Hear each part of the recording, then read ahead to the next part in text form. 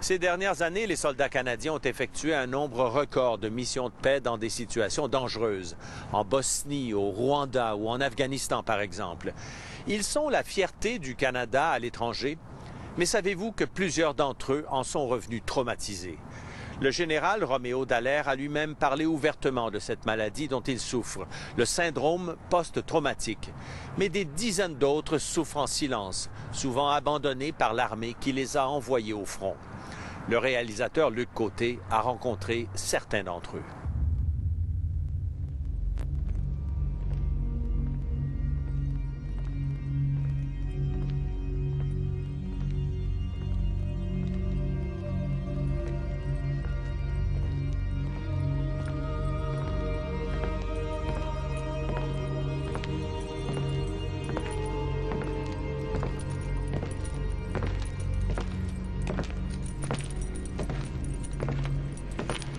As a soldier, you're trained to accomplish a mission at whatever cost. Whether you don't come back or your buddies don't come back, that is not a factor to be considered. The mission is the mission.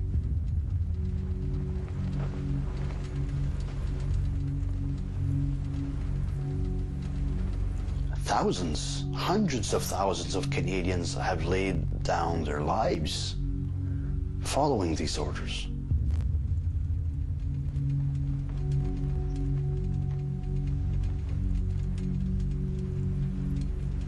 When you're shot down on the battlefield, they pick up your body, they clean you up, they put you in a body bag, they send you back to the country with respect and honor. That's okay. That's okay.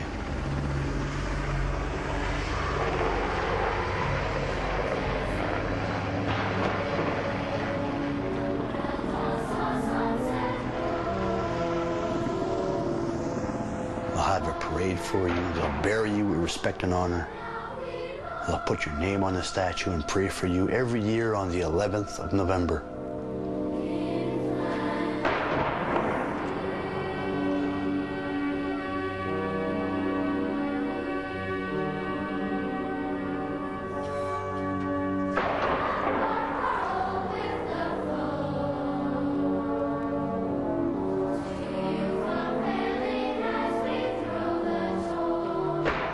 You come back crazy.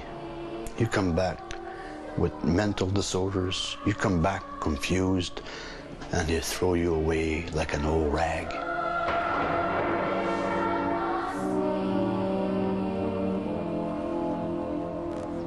La guerre, c'est quelque chose qui change un homme pour le restant de sa vie. L'armée nous prépare pour un paquet de choses. Je trouve à faire face à nos sentiments.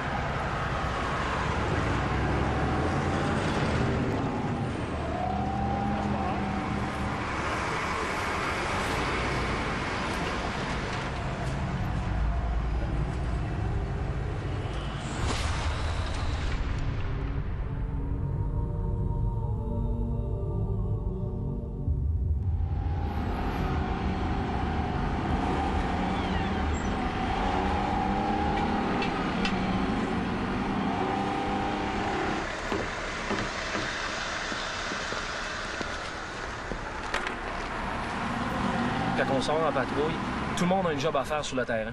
Puis tout le monde sait que la petite job que la personne va faire peut dépendre de la vie de l'autre aussi. On est tout le temps en alerte. Quand on sort, c'est tout le temps un niveau d'alerte plus élevé. Parce qu'on ne sait pas s'il arrive de quoi, qu'est-ce qui va arriver. Est-ce que le gouvernement canadien reconnaît fondamentalement ce qu'on demande à nos troupes de faire? Lieutenant-colonel Stéphane Grenier, je suis dans les forces depuis 1983. J'ai servi au Rwanda pendant pratiquement 10 mois. Puis par la suite, j'ai aussi servi au Cambodge, en Haïti, au Liban, dans le Golfe Persique.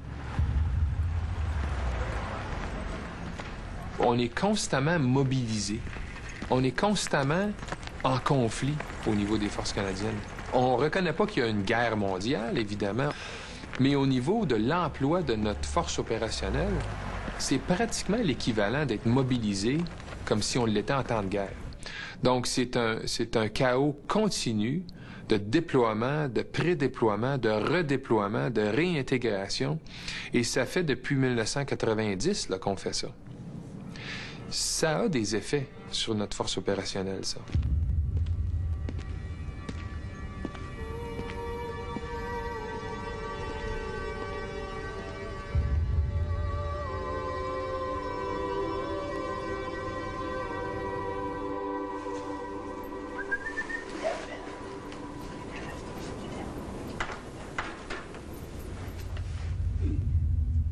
Mon nom est Georges Dumont, j'ai 39 ans.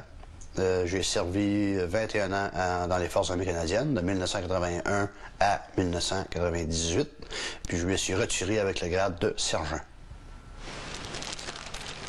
J'ai été libéré pour le stress post-traumatique puis dépression majeure.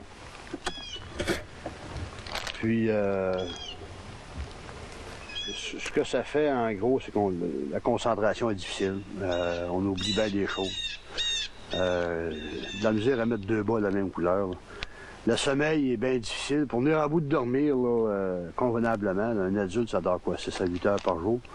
Moi, ça m'en prend 14, 15, 16, parce que c'est des cauchemars par-dessus cauchemars. Il y a des nuits, à 3 heures du matin, je suis debout puis je viens travailler parce que je dors plus. Ça arrive assez fréquemment. Les pilules, c'est tout le temps.